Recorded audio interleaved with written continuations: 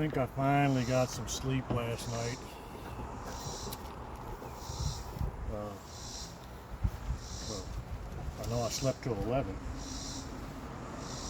I came out here and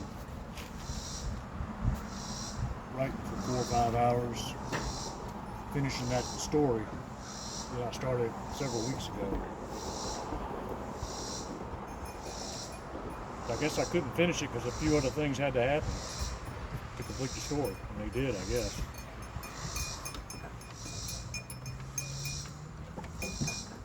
I kind of went on I don't think it was rude, a little bit of a text tirade a day or two ago about that regular channel on the hard drive. I got such an attitude about that shit because it's just the wrong shit. You just been spending more time and more money on and on and on trying to correct it. I'm just like, I am done. Not even my money. I just don't want to waste their money. But I'm not the boss. Anyway, I finished the story. It's called Circles and Squares. And I wrote it pretty much specifically for Kat in her house. So I'm going to read it, and I'm going to send it to my wife. She's going to tell me whether I can send it to Kat.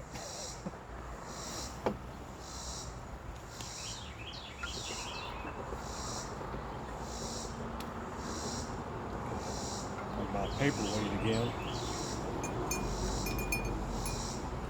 Alright, this is called Circles and Squares.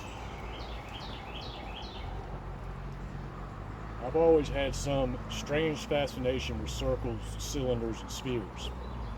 I've never been able to put my finger on one thing that caused it, but it is there nonetheless. A circle just seems so natural to me, so obtainable, and within your grasp. Like in nature, things move in circles. They move in cycles. When you run from base to base, you may only be trying to connect the dots in the shape of a diamond, and yet you knowingly do so in a circle. You may not even know it, but if you think long enough and hard enough, connecting all the dots in your life, they will always circle back to you. Community as a whole is a circle. When you are born, you fall from that which was a sphere into that which is a circle, a cradle of arms and flesh. And when you die, you fall from the love of encompassing arms into a motionless hole in the earth, which is a sphere. And while you may be motionless, you are still spinning in a circle. Thus the cycle starts again.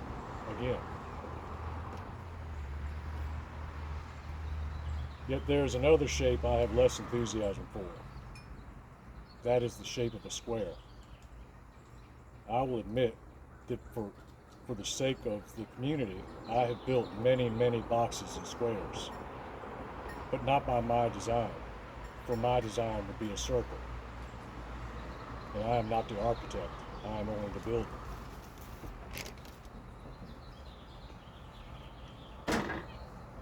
Grape skin stuck in my tooth. Imagine me eating grapes.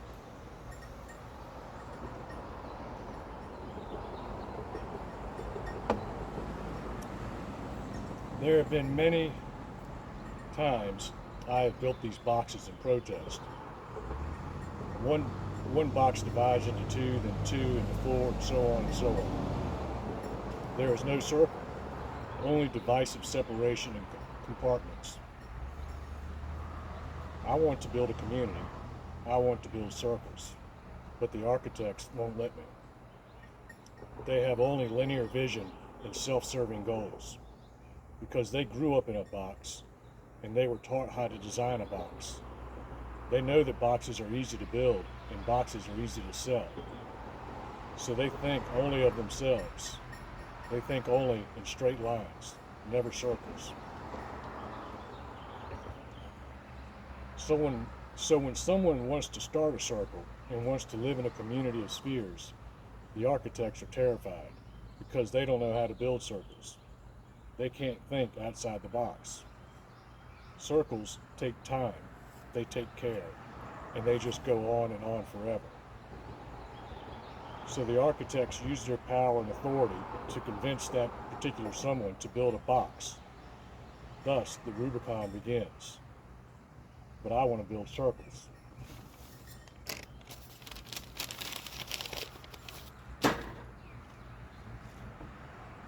Then came the day I was asked to build another box, a big box, the biggest box I've ever built. And even though I want to build circles, it's the box that pays for dinner. So I start to build it. Due to its size, I had to enlist my circle of family and friends. And as we banded together, nailing and sawing, this massive cube arose from the earthen sphere. But oh, how I wanted to build circles. After many, many months and much blood, bone, and battle, I stood in this massive box as it was almost complete. I stood over a square hole in a square floor in a square box, and in its hollow I saw a circle. A giant, round, helical slide for children. I was overjoyed. I was overjoyed because the girl for whom I built this box had just added another member to her circle. I was overjoyed because up until now, this box had no symbols of circles, only lines and squares and cubes. Circles are important to me, and I was glad to finally see one in her new box.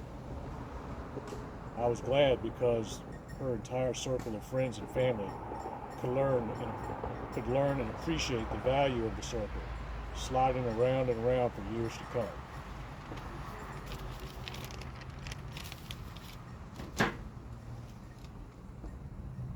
But as I looked at this circular slide rising through that square hole, I became concerned. The square obviously didn't match the circle, as the round cylinder of the slide protruded through the square. It left 4 dangerous triangular holes that any child could fall through. I must devise a remedy. But just as my wheels began to spin and the plan started to form, I heard footsteps, and around a tall, sharp corner in the hallway appeared the architect. The wheels stopped spinning, and my heart sank. I knew it was coming.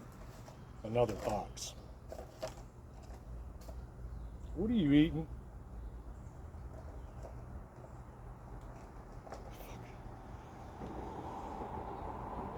I was devastated.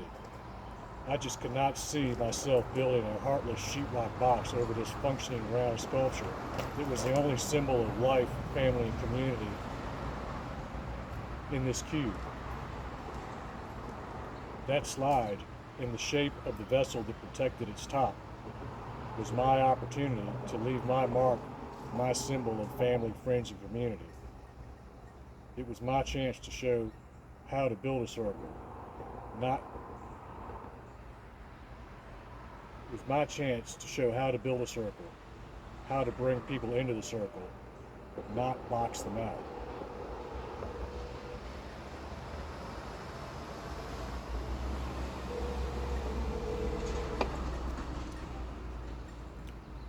I broke bones in that box. I laid in a square bed for 8 months because of that box. There's a piece of me and my circle of family and friends nailed into every floor of that box. And when I finally finish that box, the mark I leave is not going to be the impression of 2 broken heels in the basement concrete. It's going to be whatever covers that slide. And I'll be goddamned if it's going to be a sheetrock box. I'm going to build a circle. Get off of me. There was no point in going to the architect. They can't think outside the box. Their intrinsic motivation is to divide and compartmentalize. You might say they're square. So I implored the help of the interior designer. She had small children, so I knew she understood circles. I showed her my plan and told her that I just had to build this circle.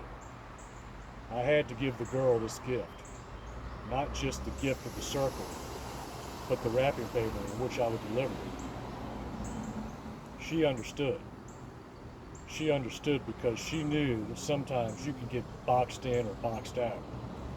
But sometimes you can get lost in someone else's design and you end up wearing a costume or becoming the poster boy for something that you really don't represent. She understood the circle. She understood that I needed a little support, but I didn't need a wheelchair, and she gave it to me. Together, we presented my idea to the girl who owned the box. It was an easy sell. The girl understood the circle too. That's why she wanted to slide. She had just been led astray and got lost in all those boxes. So now I was free to build my circle.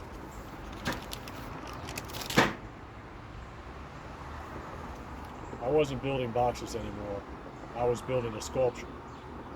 And it would be a reflection of who I was and what I stood for. The sculpture I was about to build would be my unscribed signature on the biggest, grandest box I've ever built. I had complete control of design and complete control of medium. I was no longer a builder of divisive boxes, but rather the architect of the circle, my symbol of family, life, and love. I was now an artist, and I was creating a masterpiece. And I'm not going to cry. At least I don't think I am.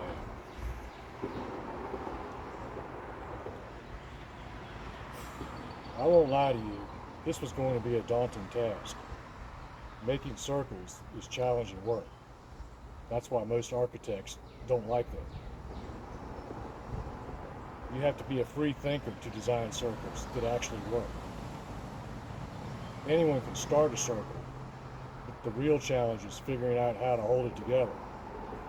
If you can't figure out that one key design element, your circle will be broken. The first thing I have to do is free my mind from all the lines, boxes, and beams. I have to think outside the box. There will be no beams in my circle, no individual passive load to go askew or go out of square. The entire circle will form its own path of load, as a unit, a whole.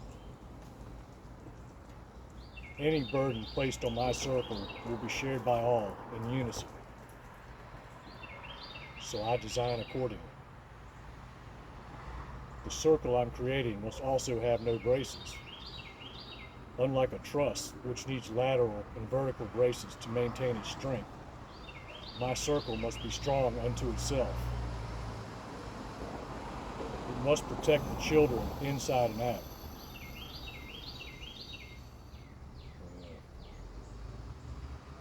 It must be strong, yet gentle, like the circle of a mother's cradling arms. This too I must account for in my design.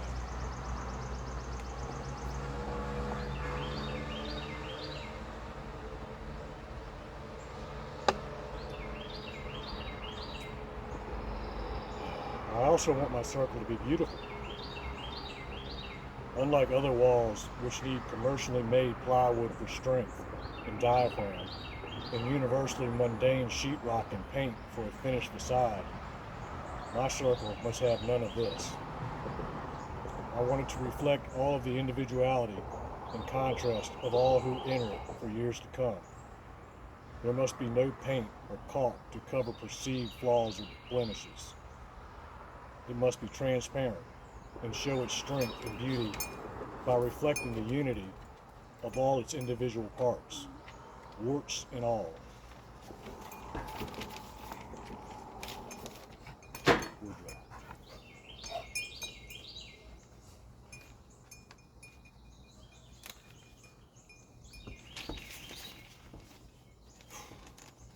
So I consider all these design elements for weeks, and in my head, I develop a plan. I go over and over that plan 100 times or more, looking for mistakes, searching for oversights and inattention, revising and then perfecting the process. And in my mind, I start to build that circle. I will admit, the stress got to me at times, even bringing me to tears at one point, because I felt like I was still missing something. With all that was going on in my head, I just wasn't sure if I could build it. But then one day it just hit me, and all the stress melted away. It was the builder in me that was stressing me out. I had forgotten that I was an artist, and once I remembered that, the missing piece revealed itself. I must not build my circle like a builder or even a craftsman. I must build it like an artist who only knows what it will be when he is finished.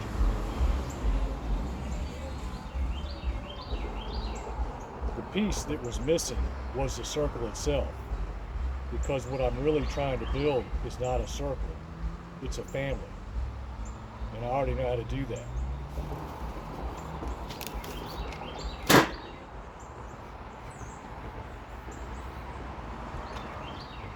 Building a family is hard work. Keeping your family together, your circle, is even harder. But if you understand and use all the design elements at your disposal, it becomes a much less daunting task. Just like gluing up a round oak landing tread, it can be frustrating.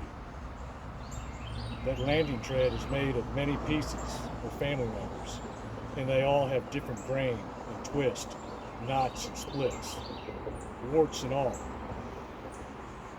But you can take all those parts and with love use the tension and compression to bend and glue the linear individuals into solid free-thinking family. A solid free-thinking family, a circle. And just like the staves in a barrel or a drum or a slide cover, with attention to detail, precise craftsmanship,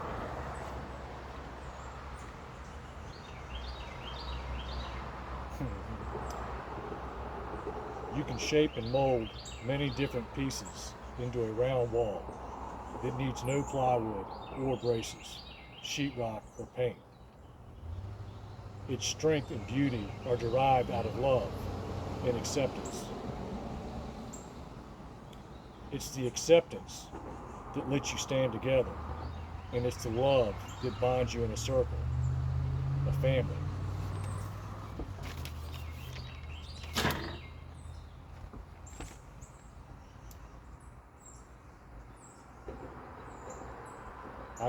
I no longer wonder why I have a strange fascination with circles and spheres. I know why. Even though I have built many boxes, I always knew that that box was really for a circle, because I'm building a home for a family. The gift that I give to the girl and her family is not the round slide cover that I built. The gift is the wrapping paper. It's the house and the assurance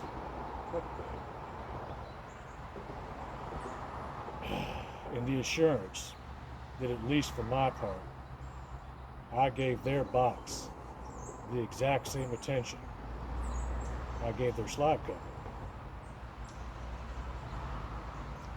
Changing what I could, accepting what I couldn't, but always building for the love of the circle.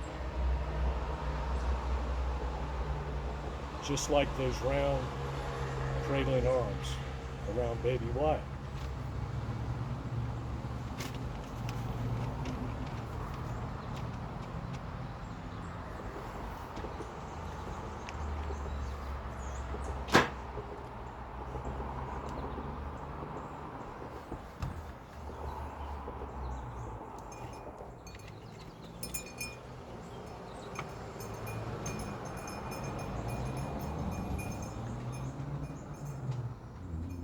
think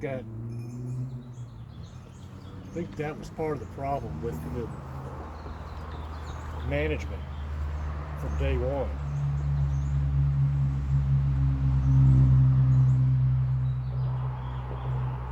Somewhere along the line, if he ever even knew, he forgot. We're not framers and we're not carpenters, tradesmen.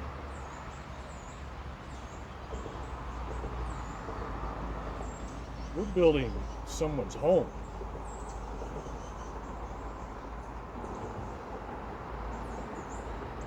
And that guy just didn't care.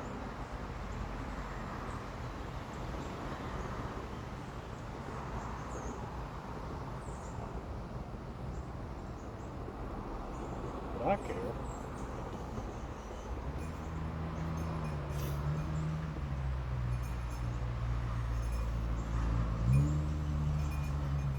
I don't know how anyone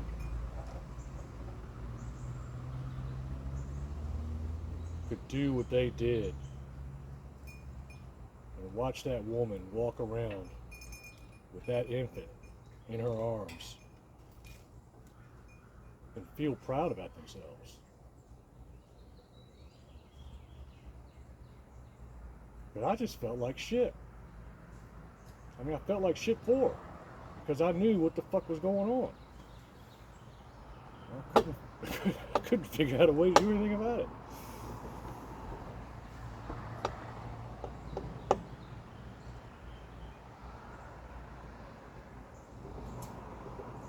I did what I could, I guess.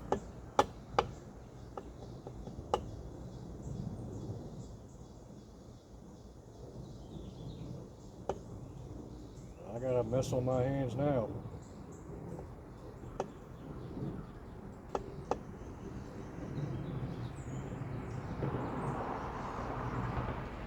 I gotta take that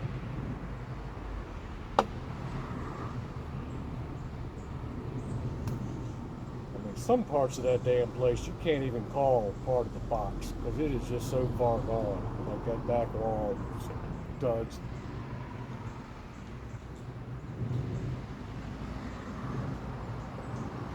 But I gotta take that assembly of inattention and oversight and just outright not giving a shit and correct it and make it a home, because that box, that house is for a family, it's for a circle.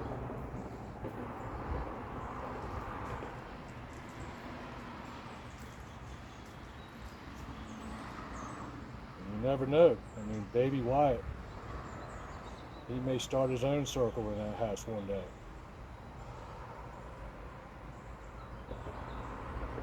And that thing needs to be standing and not rotten from the inside out.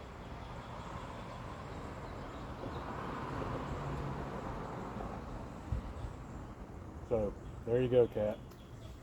If my wife approves, that story's for you.